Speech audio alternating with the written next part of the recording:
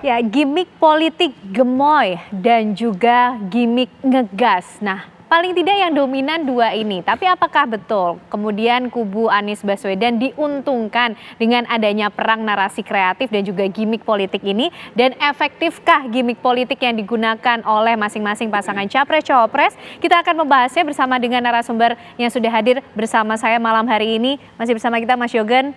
Masih berlanjut lagi Mas Yoga, terima kasih kehadirannya dari TKN Ganjar Mahfud, dan juga bergabung bersama kita ada Mas Wihadi Wianto dari TKN Prabowo Gibran, serta ada pula Mas Ismail Bahtiar dari Timnas Anies Baswedan Mohaimin Iskandar, serta Mas Hanta Yuda, pengamat politik kita. Selamat malam Bapak-Bapak semuanya.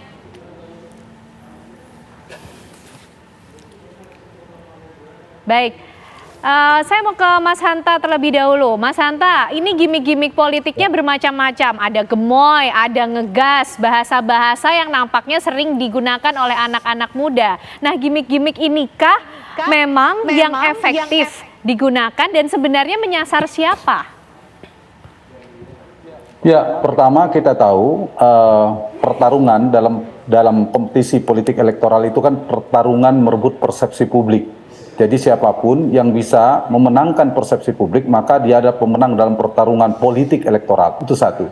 Jadi persepsi ya. Nah, untuk persepsi itu ada strategi kreativitas masing-masing kubu untuk dijalankan. Misalnya terkait dengan isu gemoy dan sebagainya ini, terkait dengan gimik politik lah katakanlah. Saya kira ini bagian dari strategi komunikasi politik, yaitu yang lebih efektif, yang lebih produktif untuk menyasar. Pertanyaan tadi menyasar siapa? Ya tentu menyasar pemilih yang tipologis psikologis paling banyak. Jadi dalam tipologi pemilih itu ada tiga, pemilih psikologis, pemilih rasional, dan pemilih sosiologis. Nah, pemilih psikologis itu paling efektif disentuh afeksinya, dari sisi afektifnya, yaitu dengan semacam pendekatan psikologis. Salah satunya ya seperti gimik politik dan seterusnya. Nah, di mana kelompok psikologis ini paling besar? Yaitu di pemilih muda, milenial dan Gen Z, generasi Z dan milenial. Ini paling banyak. Tadi di Prolog TV One menyampaikan 56%, betul. Dan ini menjadi lumbung suara yang sangat menentukan. Jadi,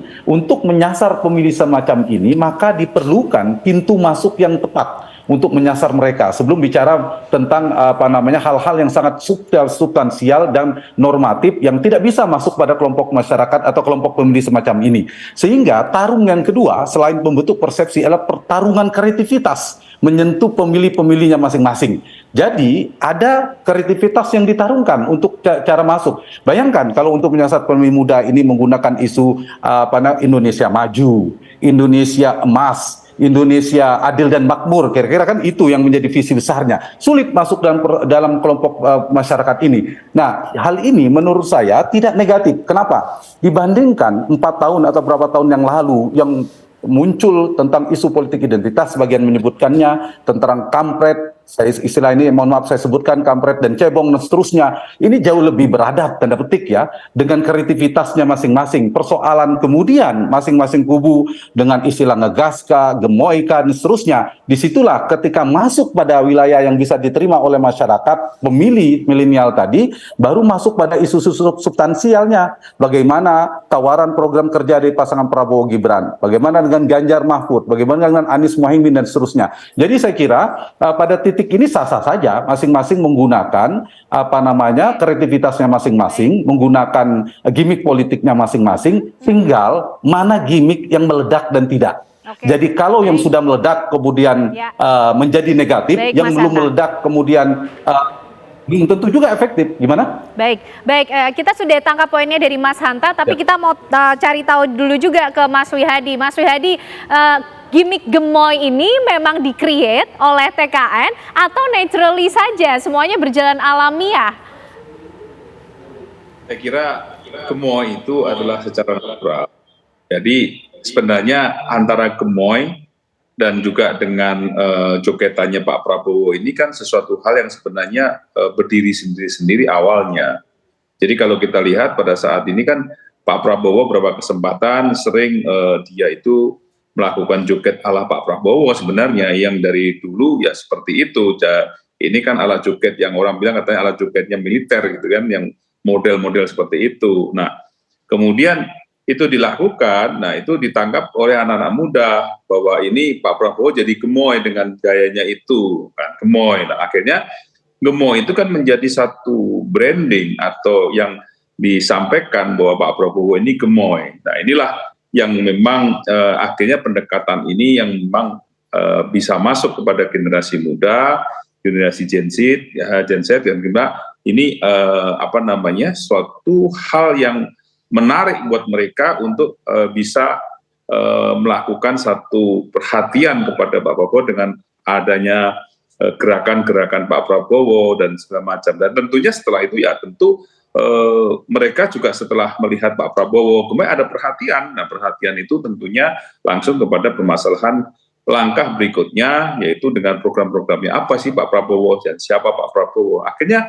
mereka tahu bagaimana branding yang dilakukan ini. Akhirnya ya ini sebenarnya adalah suatu gimmick yang muncul dari masyarakat secara natural. Kita tidak pernah mendesain gemoy itu untuk Pak Prabowo, gitu kan. Padahal kan Pak Prabowo sendiri pada saat acara PSI menanyakan gemoy itu apa. Pak Prabowo sendiri juga waktu itu masih belum tahu, ya kan. Kita lihat waktu acara di deklarasinya teman-teman PSI. Nah, jadi saya kira itu sebenarnya natural itu berjalan.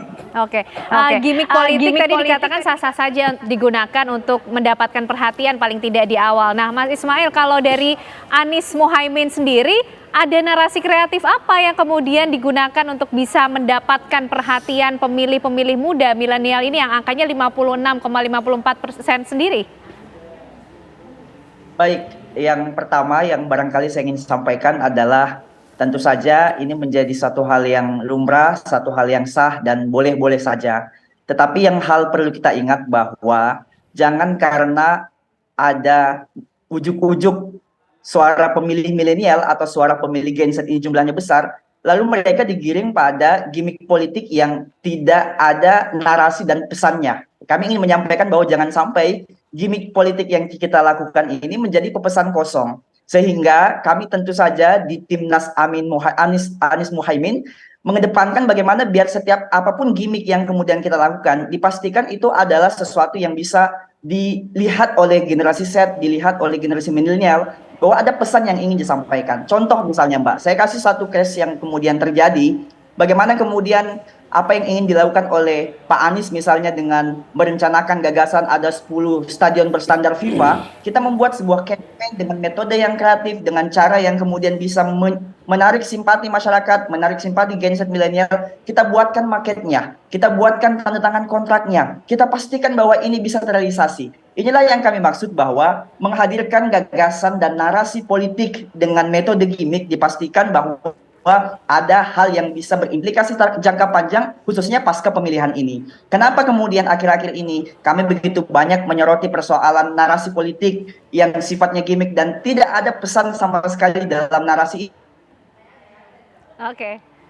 Baik Mas Ismail, jangan sampai kemudian gimmicknya tanpa narasi atau pesannya kosong. Tapi kalau dari Ganjar Mahfud, Mas Yogen, ini beberapa kali terdengar gaspol begitu. Ini pesan kosongkah atau ada pesan penting sebenarnya yang ingin disampaikan lewat itu? Baik, terkait dengan bicara soal gimmick ya, yang dinarasikan oleh pemilih dan pendukung Pak Ganjar dan Pak Mahfud. Kalau kita bicara dalam konteks gaspol itu sebuah brand ya, tidak sebuah konteks yang memang menyentuh sisi pribadinya Pak Ganjar dan Pak Mahfud gitu. Kita melihat bahwa Pak Ganjar dan Pak Mahfud punya sisi yang pertama, kalau kita bicara soal Pak Ganjar punya sisi yang energik, bicara soal Pak Mahfud mempunyai sisi yang tegas gitu.